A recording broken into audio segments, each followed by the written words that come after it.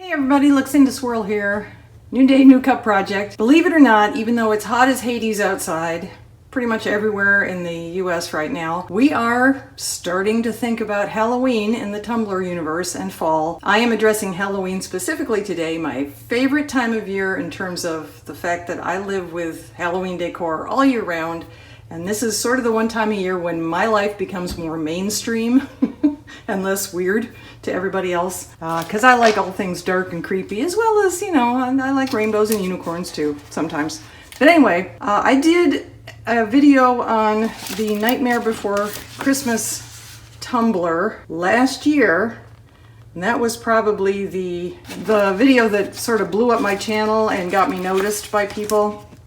So I'm eternally grateful to the Nightmare Before Christmas, the tattoo art, and the people who watched the video. I thought, since we're starting to think about Halloween in the Tumbler universe, that maybe it's a time to revisit that particular Tumbler. When I videotaped it last year, or video recorded it, I had only made it a couple of times at that point, so I was a little unsure about things. I have made dozens and dozens and dozens of these cups since then. They're very popular, and that's wonderful. So I'm a little more comfortable with where to cut the art and where to place the art, and I figured I would update this video by doing a new one. So here we go, Nightmare Before Christmas, Tumbler, tattoo art on a cup, 2021. I'll start with the cup. This is a 30-ounce skinny with a taper. I get these from Maker Flow. They still sell them. They're more of a de-stash item now. There are other tumbler companies that still carry the skinnies with a taper. Not everybody has switched to the straights completely yet, so you can still find these. I'll link below. And I'll link to the tattoo art below. It's from Amazon. So I take my tumbler, I sand it, I wash it. I start by spraying 2 layers of Rust-Oleum 2X matte white. That's how I start, 2 layers of this with 15-20 minutes in between. Then I spray 3 layers of the Rust-Oleum Glow in the Dark paint. This does not work nearly as well if you don't start with a matte white base. Okay, that's the key here to getting really good glow from this. I put 3 layers on, 15-20 minutes waiting in between each layer. And then, because this will sometimes put a slightly rough texture onto the cup that might cause trouble with the tattoo, the last thing I do to prep is I put on 2 layers of Rust-Oleum Gloss Clear Spray. So I get a cup that is nice and smooth and shiny and ready to receive a tattoo. And here's where I start cutting. What I have learned is the top of Zero's doghouse is my reference point. So I cut across here, straight across, right above the top of Zero's doghouse. Like that. So there we have our 2 sections now. Okay, and I start with this one because I consider Jack Skellington the most important feature of the cup. So I put this one far away so it doesn't get wet in the meantime. And with Jack, the next thing I do is I cut off all the extra stuff that's not part of the tattoo around the edge of everything, just to make it smaller and easier to handle. It doesn't change the look of anything. Okay, so this is what we have to work with first. All right, I have nice big hands. They're useful in some situations like this one. I can hold this like this, which is very convenient because that's pretty much how I'm going to place it. That's how this is going to go down. I can do this now because the protective film is still over the tattoo. Once you take that film off, and we'll do that in a minute, and you put it down anywhere, then you are stuck because it's going to stick. It's sticky. It will stick there, and if you try and pick it up and move it, you will end up ripping the tattoo, and that just isn't good. So this is the general placement. Obviously Jack is up. Here's my top rim, and we are going to put it down like that, straight along the bottom, but a little above the actual bottom, and then a little below the top rim, just like that. All right, so here we go. I'm going to do this first side in real time so you can see how long I think it takes for me. This whole video is just how I do these things, the steps involved. It's what works for me. It doesn't mean it's the only way to do it. Other people may take other amounts of time. They may cut in other places. You know, this is just a video of what I have discovered works for me to get the result I like. That's all this is. Okay, so here goes our protective film. There we go. And now, as I said, we are going to put this down so it's a little above the bottom and a little below the top. Like that. Okay? Don't move it. You can do this. You can press it down, but don't move it. And now I get a few pieces of paper towel. I get them wet. Sorry about my arm being in the way. And I drape over the whole thing. Just like that. I want it to cover the entire thing. I want it to be all basically under wet paper towel. I'm going to press it down, up and down the cup, probably for a minute or more. I really want to make sure it's all had a chance to come loose from the backing and stick onto the tumbler.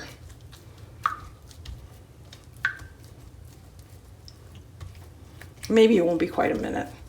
I sometimes estimate time incorrectly. However long this takes me is how long I'm comfortable with doing this. And then, at this point, you can take a look. First up, I'm going to push out any bubbles and wrinkles I see like this.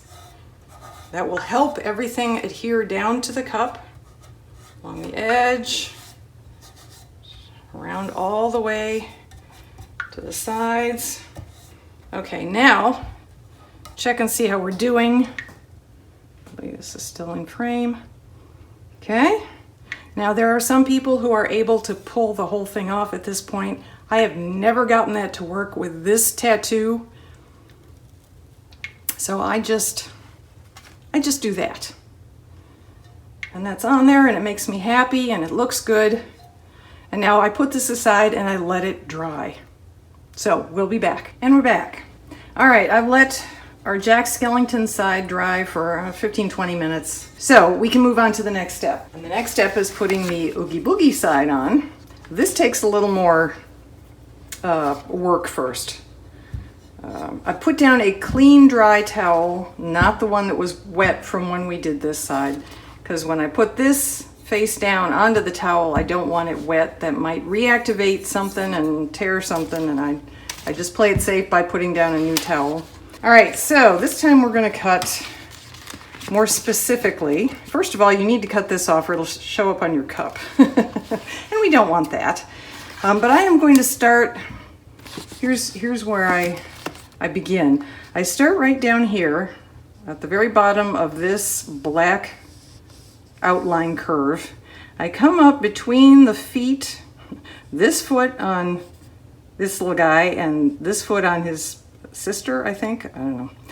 I do not know all the characters' names. I apologize for the true fans who are upset with me right now. But anyway, the point is I cut up here through between the 2 feet. I continue to cut. I do cut off his tail. There's just no other way to do this. I continue following the outline of Oogie's tail, basically.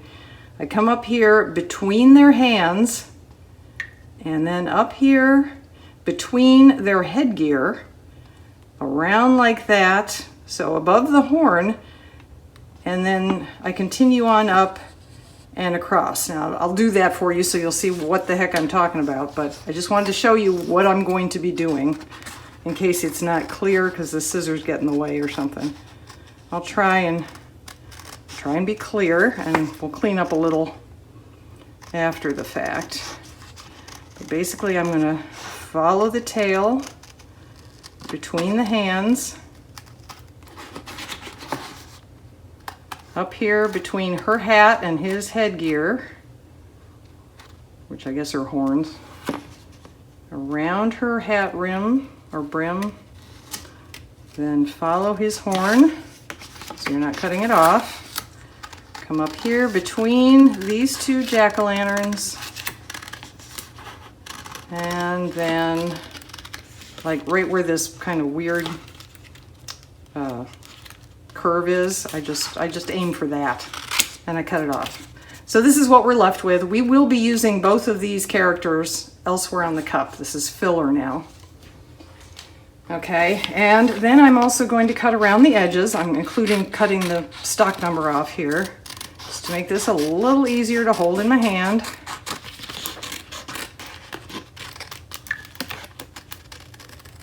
Like that. And then we'll cut down here, because we don't need any of that.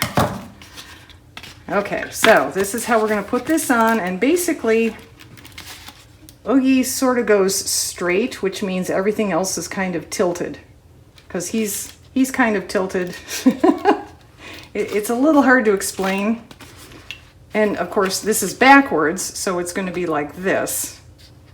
But you want to get his body here, and you want to get all of this extra stuff with the house in the background and everything. That goes over here.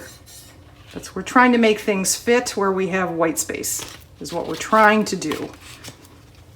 So basically, I'm going to put it down.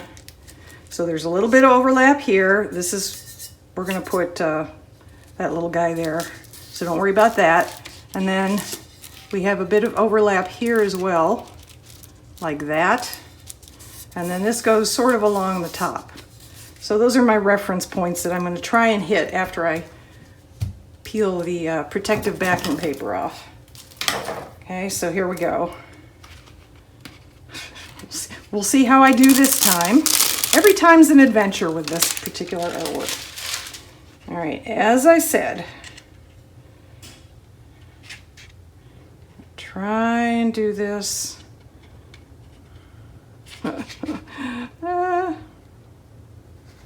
Okay, there we are. Once again, we now are committed. So here we go. Remember, we've got this piece here that goes all the way around the corner. So I have to cover that. And then I'll use this to cover that. Now, I may speed this up a little since you've seen me do this once in real time, but same process. We just want to get pressure and water on every part that needs to go against the cup and try and push bubbles out so that the artwork is actually against the surface of the cup.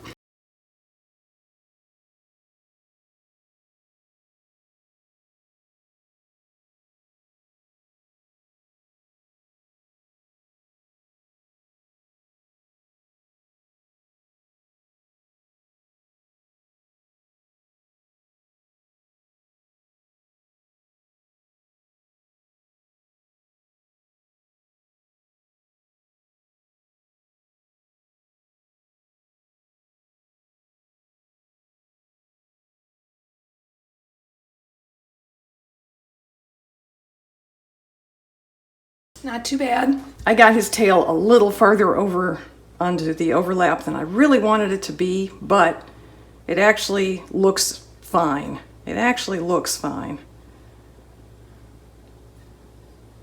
Not concerned about that at all. Sometimes I've tried so hard that I end up over here and there's this big white gap between the two going down this way. So it's going to be a little different every time. This is part of handmade stuff. Just, you know, we will work with this. I'm going to let this dry too, and then we're going to do the 2 pieces of filler we have left. So I'll bring you back for that in a couple minutes. Okay, let's move on to the next step, which is cutting these guys out as filler and putting them on the cup, and then it will be time to move on to some extra decorations. What I usually do is I usually cut across his 2 horn tips there and then keep going.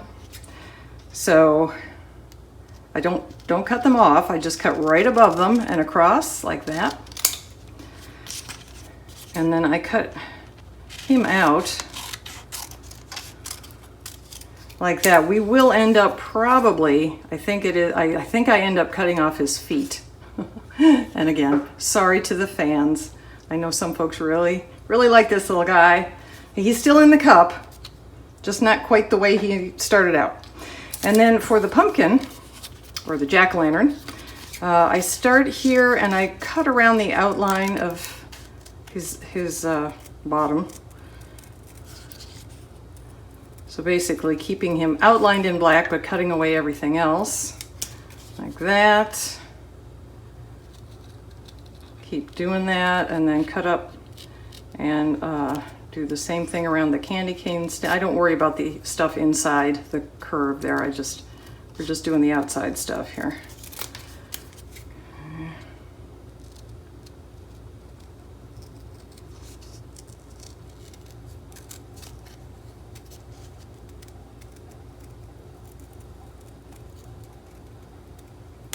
Okay, so he's set now. I'm gonna start with this guy. He's very easy to place. He goes on the bottom, basically like that. I try and place him so that he will be, see if I can show you this. When people are holding their cup, where are you? There we go. When people are holding the cup so that other folks looking at them see Jack Skellington, and then the holder of the cup, tip up to take a drink, that's where I want them to see this pumpkin. So basically the candy cane points towards Jack Skellington's face when you're placing it on the bottom here. So that's what I'm shooting for with that. Wet towel. I have done this before. I've gotten this far and then I've forgotten to take the protective layer off. I've just put this down and put the wet towel on it, and that ruins it. So don't do what I did. Always take the protective film off first. Okay, once again, looking for Jack's face and then putting the candy cane up like that. And then we put this on and hold it there for a few seconds.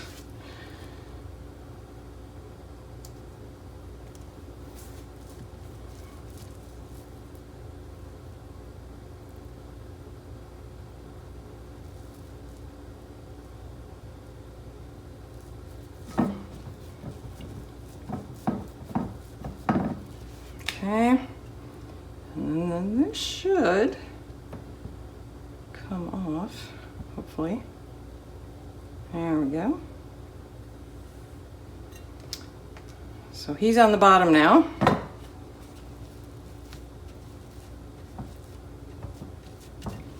And the last thing we need to do is put our little guy on. All right, so he's gonna go here in this open space of a triangle, or open triangle space. And because I can't place him like this because we're going to end up turning him over, but what you're going to be doing is placing the top of his horns will be at the top of the cup. His body will be here, and I cut his feet off because I want to follow basically this line. And then these rocks and his trident will sort of blend in over here with these rocks. That's our goal. But basically I'm going to put him in there like that. All right, so we're going to do basically the same thing. We're going to pull off the protective film, put him here with the top at the top rim, put our wet towel on there like that.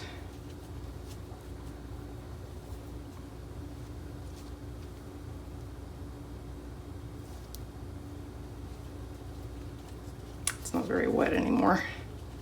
Sorry, it should be okay. Let's see how this one is. This one's much better.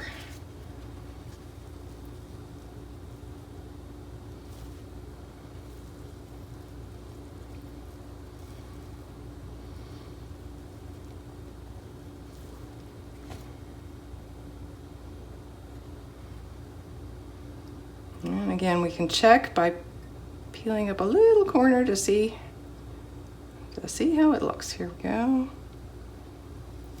There he is. Not great. I could have moved him over a little more. Again, this is something that's going to change with every single one. I'm just showing you what I'm shooting for. I could have placed him over a little farther. That would have been better. Okay, again, gonna let it dry for a few minutes and then we'll be back to take care of all of our bald spots. So stay tuned. Alrighty, let's just go ahead with the next step, which is coloring in some of this white. So it looks more like a dark side themed tumbler. For this, I use alcohol ink. I have these little makeup sponge wedges. I got these, I think, off Amazon. You can also find them at Dollar Tree, Walmart, all over the place. Anywhere there's makeup, you will find probably these sponges. Okay, so that's gonna be for the alcohol ink. I'm gonna start with a lighter one. This is Marabou in black, and I don't know if you watched my other videos where I use Marabou, but it is very diluted and watery looking compared to all the other brands I have, like Pinata or Ranger or Woody's Goodies. So this really comes out looking like gray on a white background, which is exactly what we want here. So I start with this one. If you don't have the Marabou, but you have the Ranger, it may be Pinata, it may be Ranger, I forget. One of them has a gray called a slate gray. And that will work also. You want a gray is basically, I already had the black, so this works for me, but just telling you other options. Okay, so I've just put some on the end of the sponge and you can reapply as necessary. And then we are going to dab.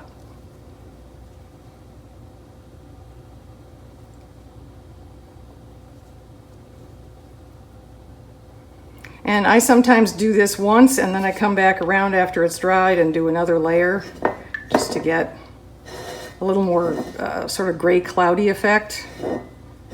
I'm not going for solid or flat gray, I'm just, you know, gray clouds, dark and stormy night, that sort of thing.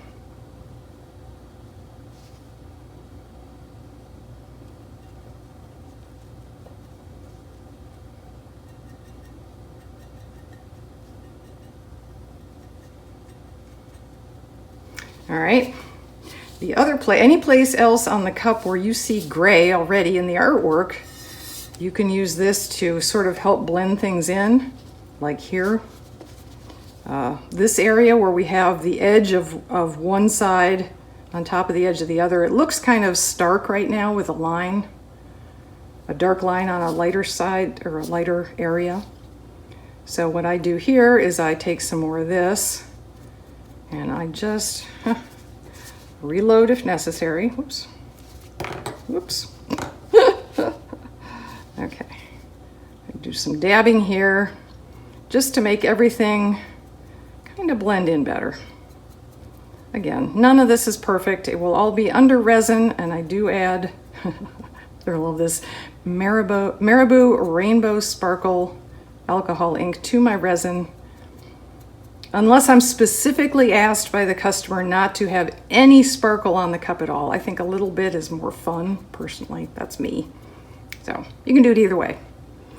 Okay, so there's that, and then there are a couple other places where I sometimes kind of extend the gray of the artwork so it doesn't look so stark where it's been cut, basically, with the Marabou gray first.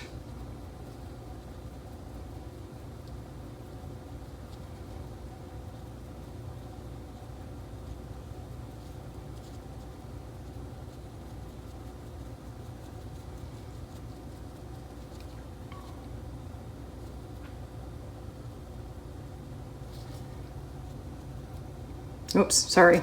I'm trying to stay in frame. I'm not doing a great job.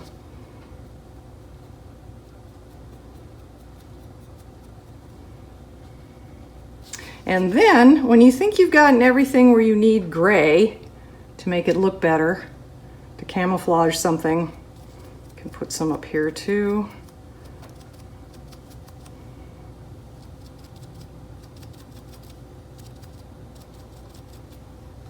Then I switched to Pinata Black. You could also use, Ranger has a pitch black that works. This time you are going for opaque black.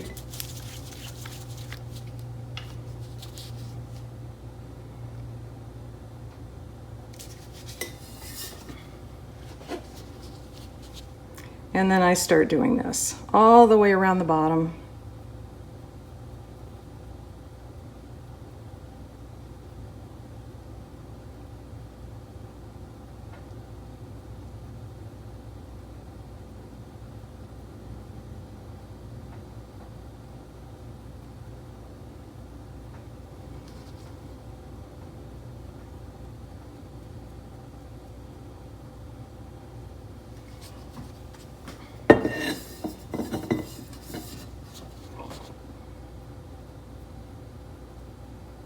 Like that. And then around the top as well.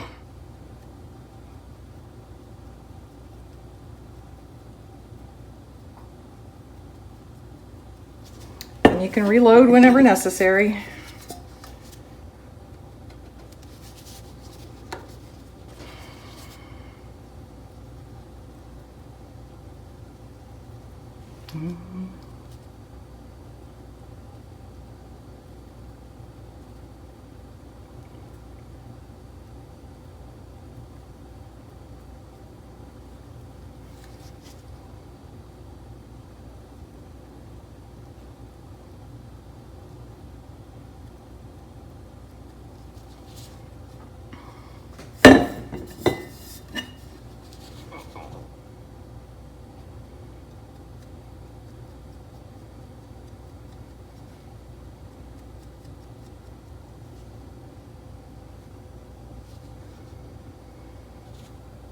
And you go back and reapply as necessary.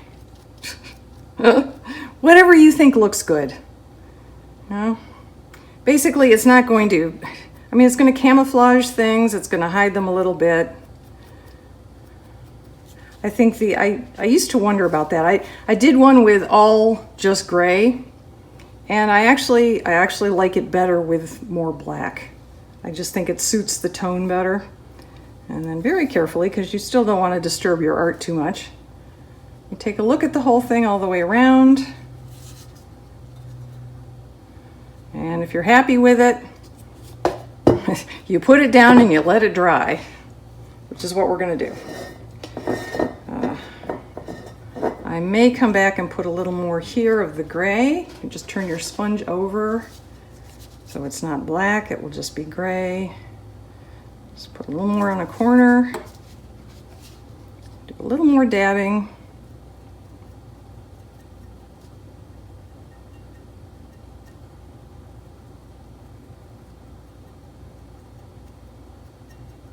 I used to also black out the entire bottom, but then I realized the glow won't show through.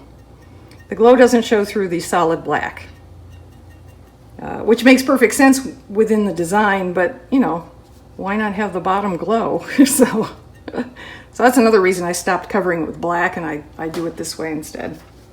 A little glow will show through the gray. We are going to add a little extra something something to the bottom.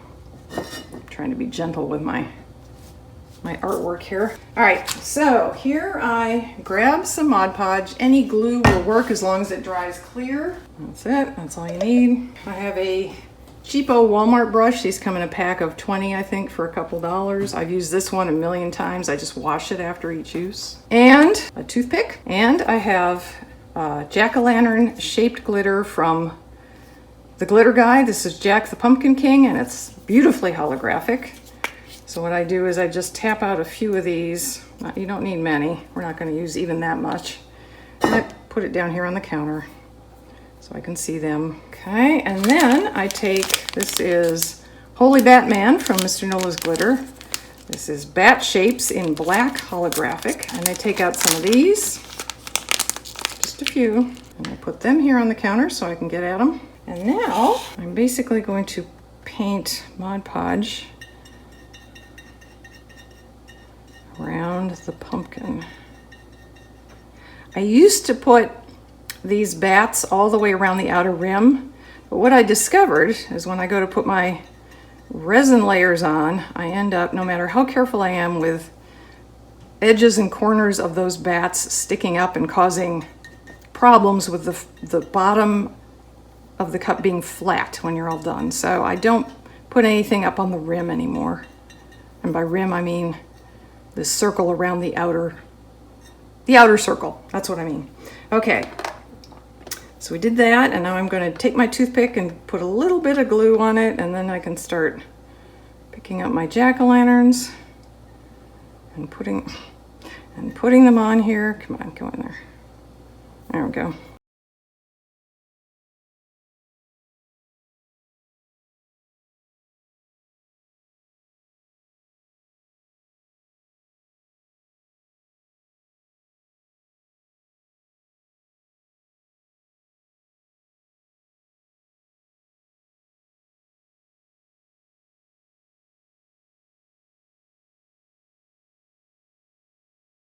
That's it. Now I wait for that layer of Mod Podge to dry, then I spread another layer over top, which will dry clear. I let that sit overnight, and then tomorrow morning I will take this out and I will spray it with 2 layers of Rust-Oleum 2X matte clear spray, and then I will resin it. So I will bring you back at the resining stage.